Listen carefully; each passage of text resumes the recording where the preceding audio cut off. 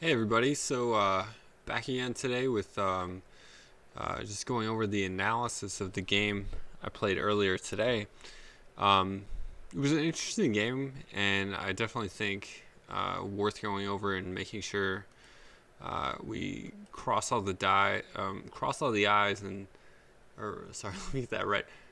Cross all the T's and dotted all the I's on it just to make sure the different stuff that I offered analysis of during the video, just to sort of see how that held up.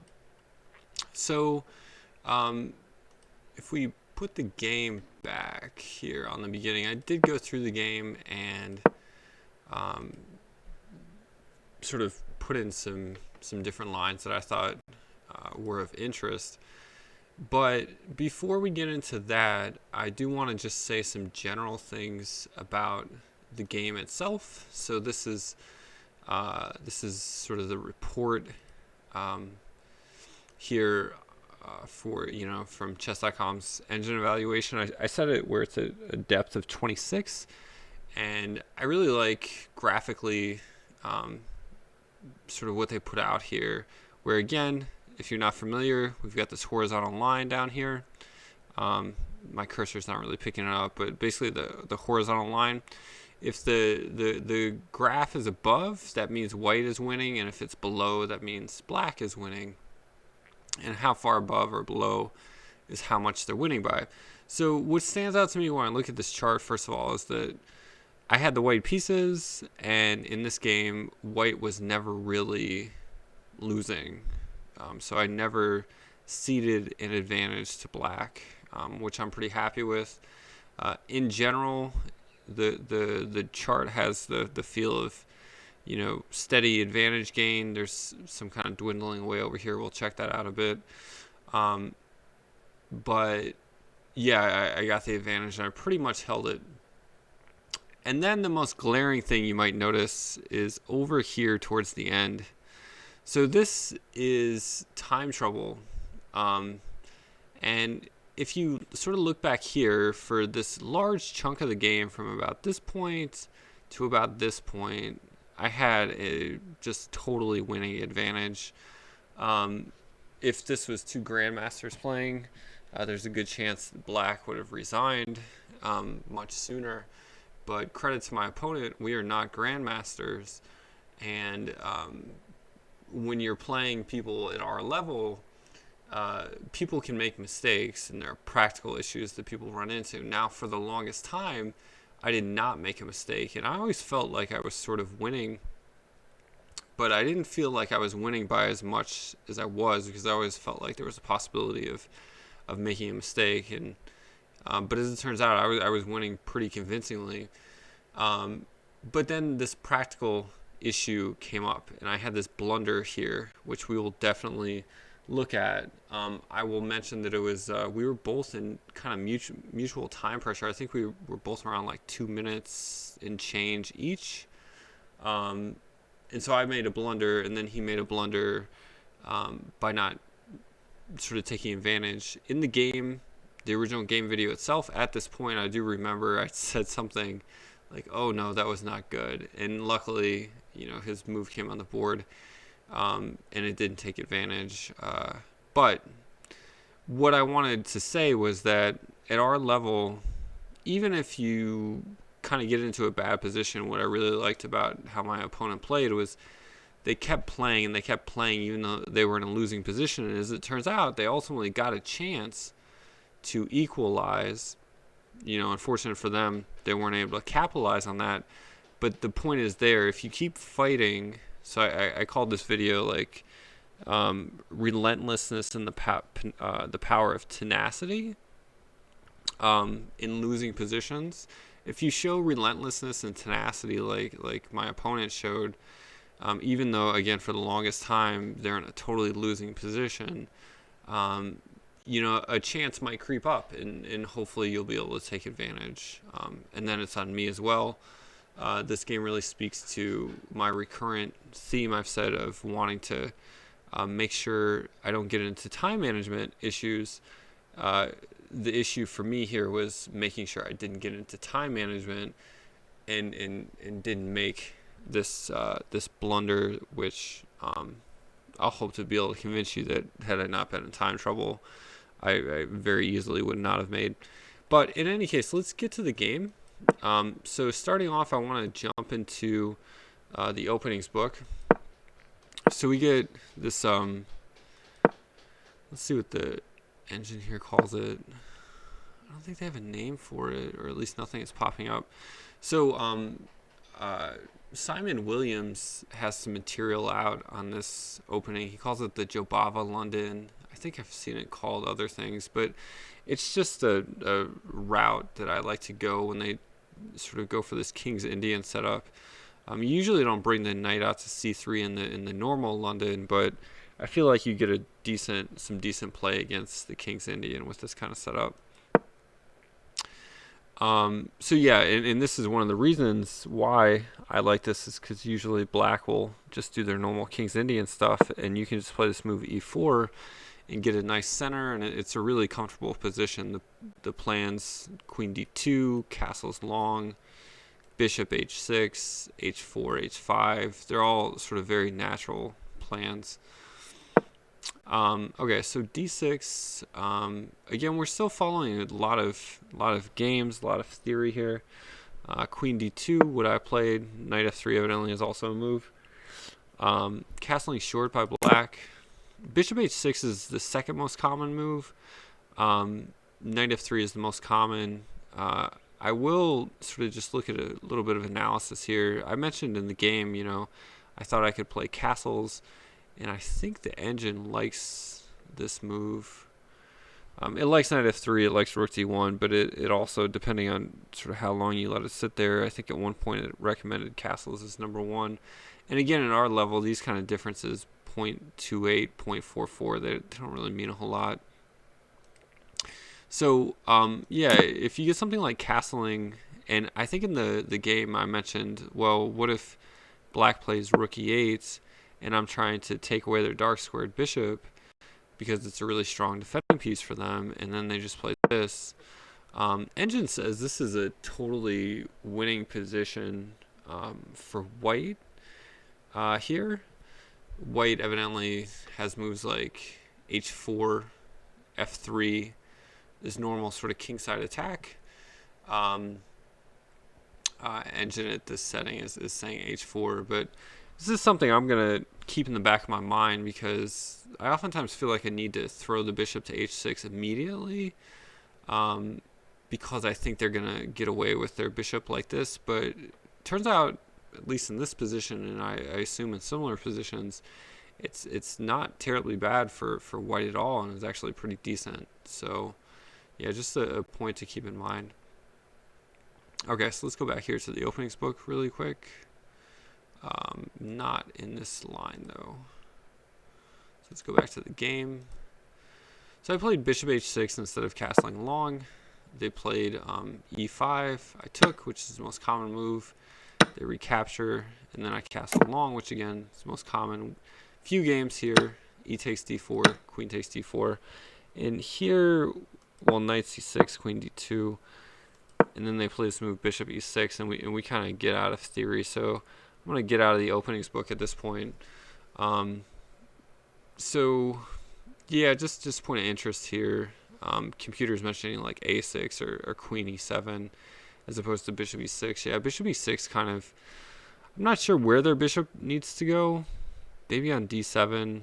But yeah, it seems like you want to have your heavy pieces on the half open file, the e file for black. So I can definitely see why the computer suggests that's not the best. So interestingly here, bishop e6, if we turn on the engine here, it says that my next move h4 was not terribly good. So yeah, it says white's got a clear advantage at least here. And then it says it doesn't like h4 so much. Something quirky is going on, I'm not sure.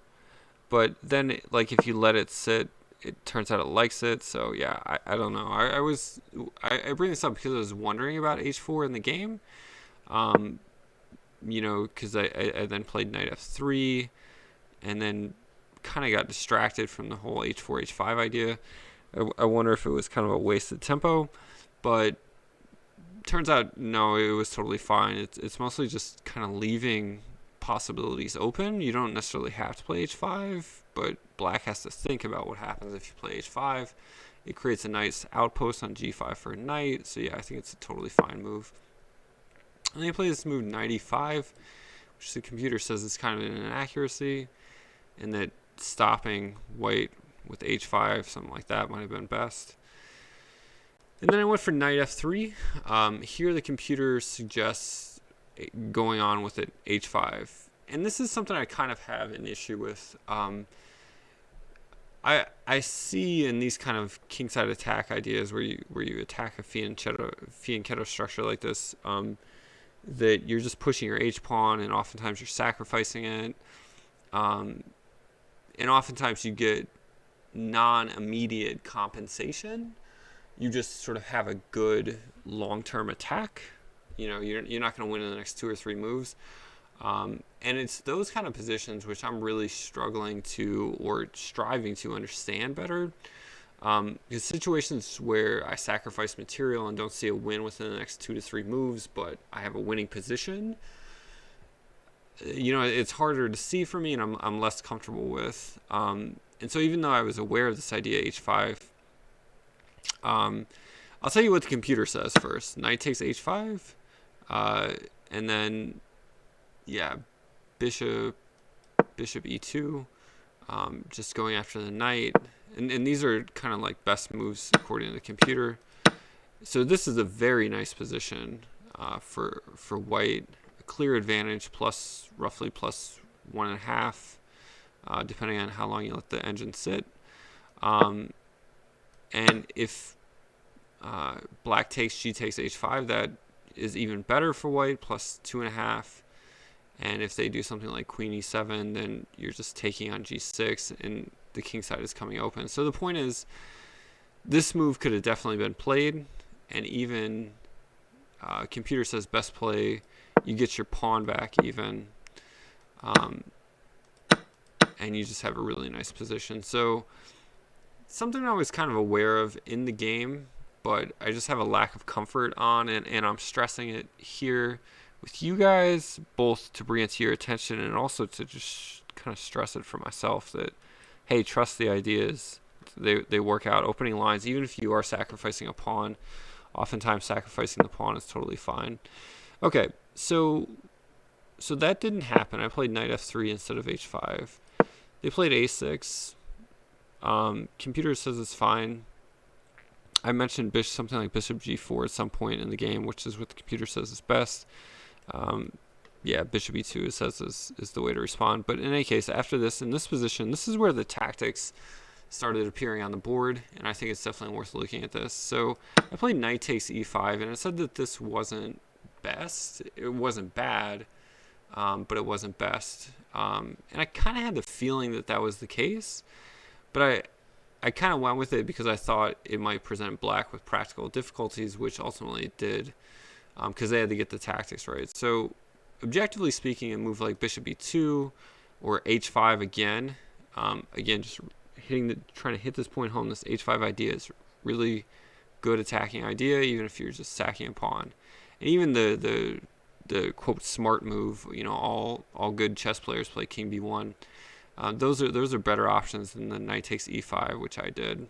But again, knight takes e5 was not bad or anything. And again, in a practical game, I think it's a good idea because it presents black with tactical problems that they can mess up. So I played queen g5, and then they played this move queen e8. I said in the game that knight d7 was the only thing that I thought that they could do, and the computer agrees that that's the way to go. And interestingly, I said that I wanted to do something like queen g3, which is what the computer says is best. We'll follow this out a little bit. So queen f6. Are we playing h5? Yeah, h5 is a move that's mentioned. It also mentions like bishop c4. That's kind of bizarre looking. Looks like it's sacking a piece on its face. Bishop e2. Okay, so bishop development moves or h5 seem to be the play here. And this seemed comfortable. even if you don't ultimately win a piece as white, you have a comfortable attacking position. You want to get your queen to the queen side. It's nice that it's lined up against black's king, creating tactical issues with the pin there. So yeah, I was okay ultimately with this, and it turns out that it was the best way for black to go, and it was still pretty good for white. Okay, so queen takes e5, and then this move, bishop takes a2. So this move, queen e8, was a big mistake for black, and it, centered around them just giving up this pawn for no good reason and allowing me to have all this initiative. So they play this move, bishop takes a2, which wasn't the best, but it wasn't bad. I took, which was best. Rook f takes e8. And then I thought on this move for a while. This sequence here, taking the queen on e8, and then this next move was probably where I spent most of my time. And I got behind on time. But the one thing I do like about my choice of time usage here was that this was a critical tactical moment of the game, these two moves. And I spent my time at the right place, I guess. So even though I got behind, and even though I got to a position where I was kind of having to play fast, and I ultimately made a blunder, which thankfully my opponent didn't see, I nevertheless used my time in a good way, at least, at the appropriate time in the game. So, for what it's worth. So then I had this think about, do I take the bishop and leave this pawn open, or do I just trap the bishop with b3? I ultimately came to what the computer says is the best choice, which is b3. But I think in my analysis that I gave in the video, I said this move, knight takes a2, wasn't as good. Like, I didn't like it as much. I felt like it was letting black off too easily, but I kind of left open this idea that, it seemed like it was okay for white. And it turns out it was okay for white. It just wasn't best. So I'm glad I went for b3 here, which I think is probably the pivotal move of the game, outside of the blunder that I made later on that wasn't taken advantage of in time trouble. But as far as objective, chess, not dealing with practical issues of time, this was the probably the most important move. So I'm glad I went with this. But again, just for interest's sake, if you go instead of playing b3 like I did, if you play knight takes a2 here, you get some line like this. White is still winning, but definitely not by as much. So I mentioned these kind of moves in the game. Rook e1, knight takes f2, rook takes, and it was about here that I was like, okay, black is gonna play rook e1 check, and my bishop's gonna be pinned, and that's just gonna be really uncomfortable. And that is what happens. So king d2, rook b1 is what they play. And then it suggests this knight c3 move, and then they win a pawn. And we're up a piece here against 3 pawns. And computer says that white has a nice advantage, but it's definitely not as clear as it was in the game, where you're up a piece. I think it was being up a piece, and black has like 2 pawns in compensation, and then you have these kind of positional advantages as well. So yeah, this move was the way to go, even though the alternative I considered was okay. So bishop takes b3, c takes b3, b5, and then here I mentioned issues with this bishop and putting pawns on light squares. And so in the analysis, I was curious to see if my plan that I ultimately played, f3 and g4, was okay, because it felt really uncomfortable with my bishop. Computer says here, I ultimately played f3.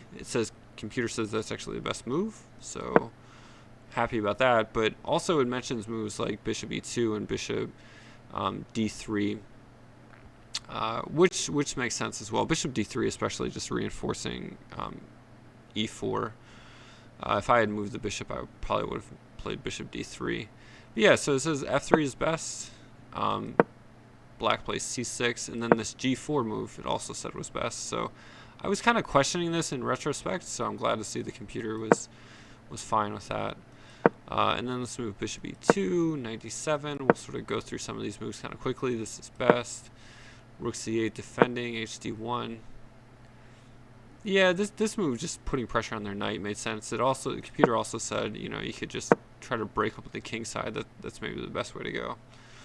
But yeah, I played the rook over to d1. They jump in with their knight. Then I played king b2. Here it says so this alternative was good. I think I mentioned b4 later in the game, but they played a5 and stopped me from doing it. This b4 move would have been a good way to go at this point. So here's just a sample line. Rook takes c5. This is kind of nuts. So we'll just kind of run through this really quick. C takes b5. C takes b4 check, sorry. King d2, rook d8, trading rooks, and knight d4. And you get this position where the extra bishop is going to try to restrain these outside pass pawns black has. And according to the engines, in this position, black is like plus 4.5, so is totally winning. So that's an interesting alternative to king b2, just kind of knocking the knight out of there. But again, I played king b2, a5, rook c1. I was happy about this move in retrospect, just sort of looking back at it.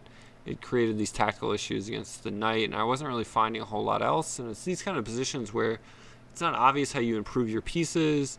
You feel like your knight, in this case, is not best, what to do. Not totally messing these kind of things up. I'm kind of happy with at this point, these little positional nuances. So yeah, I struggle with this move, and I'm glad the computer says, you know, it's pretty decent actually. And then we played a4. I played knight takes a4. Computer also says b4 here. Might be a slightly better way to go. But again, both. So here's a sample line. Rook c to d1, c5, bishop takes b5, c takes b4, knight takes a4. And white is slightly more winning in this variation, but the move I chose, knight takes a4, is totally winning as well. So knight takes e4 was best, recapturing was best. Capturing my knight, recapturing, these are all best moves. And I was really happy that this move was best, because this kind of retreat to the first rank just feels intuitively awkward. But noticing what it does functionally here, you know, holding these pawns, really kind of lends it merit. So I'm glad the computer endorses it. I'm glad I found it, because yeah, it's just not an intuitive move. So black plays c5 here, and then I kind of didn't really know what to do, I guess, and I played king d3, just attacking their rook. But yeah, this is definitely a situation where rook a1, getting behind the pawn, would have been better. And I think the computer mentions this a few times in the upcoming sequences. Yeah, just getting your rook behind pass pawns. I mean, something we're all aware of, but it's a question of putting it into practice. And this is where it says I had my only mistake of the game. If you'll notice, if I had played rook a1, that's supposedly 2 points better than rook c6, which is what I played, but rook c6 is still totally winning. So even though it says this is a mistake, going from knocking it out of the park to still totally winning, I mean, just practically speaking, it's not a whole lot of difference. But again, from the perspective of following good chess endgame principles, I definitely need to just see moves like rook a1, you know, in the flow of the game. King c4, rook d4. So there's pretty forced sequences here where we played pretty decent moves. So black is trying to set up this kind of situation where they're going to mate me. So I've got to look out for that. In this case, if they played rook a8, I could just take this. So they pulled their rook away from that attack, and now they're threatening mates. So I've got to do something about that. I offer a trade. They decline. I move my king up. I need to move my king up to get out of the pawn's way. Offer a trade. Again, they decline. they threatened mate again, so I've got to do something about that. Rook e6, king a7, rook d6, a5, just trying to bring the pawn one step closer at a time. And then here was the pivotal moment in the game. The next move that I played, rook 7 to c6, turns out to be a blunder. And yeah, so the best move, as it turns out, you guys can see in your evaluation. So best move, as it turns out, is rook takes f7. So had I been told, you know, there's a tactic going on, this is something that I would have gotten within like 10 seconds. But solving a tactics problem and seeing the tactic on the board are different things. So the point here is rook takes f7, king takes f7, bishop b3 check, forking these two guys, and yeah, there's really nothing left for black to do there. So yeah, I should have seen that. Should have seen these alignment issues. I do tactics problems where, you know, simple tactics problems where stuff like this happens all the time. So it's really frustrating to not kind of see this in a game. And instead, you know, maybe I don't even have to see that, but I could play, like, say, rook 7 to c5 and not just totally blow away my advantage. So instead of doing that, I played this move, rook 7 to c6. And it turns out that this is a total blunder. Thankfully, black blundered back to me, because, again, we were both in time pressure. But they should have played rook takes c6. We trade, and then they take here. King b6, rook d5, rook c1. And white is the only one who has chances of winning here. But yeah, it's not easy at all, especially if black can somehow win white's pawns. Trade them off in some fashion. It's might be really tough to win that position. But yeah, thankfully my opponent blundered back to me with this move, rook d7.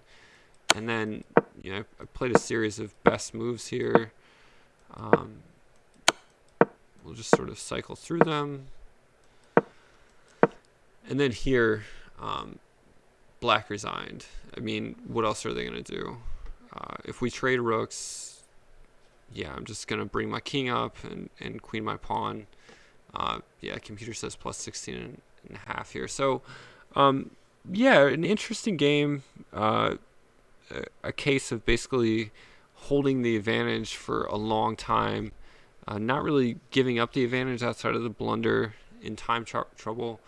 But game really speaks to, on the one hand, my opponent.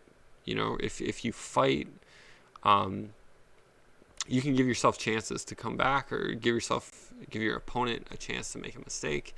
And again, unfortunate for them, they didn't seize upon that opportunity. But because they fought and fought and fought, and this, I don't know, probably 30 moves of like being in a losing position but still fighting on, kudos to them. Something I need to be better about when I get into a losing position. I'm just usually like, oh man, and I kind of just mentally check out. But if you can scrounge half points when you get into losing positions, because we're all going to get into losing positions, then, you know, that's a great trait to have. So yeah, I mean, I hope you guys got something out of the game. I thought it was pretty interesting. A lot of different elements, tactics in the middle game, interesting strategic ideas in the opening itself, and yeah, so some interesting play in the end game as well. Let me know what you think in the comments, and looking forward to getting back to it tomorrow. Probably going to do another rapid game or something. We'll see. Anyway, until then, have a good night, you guys. Thanks.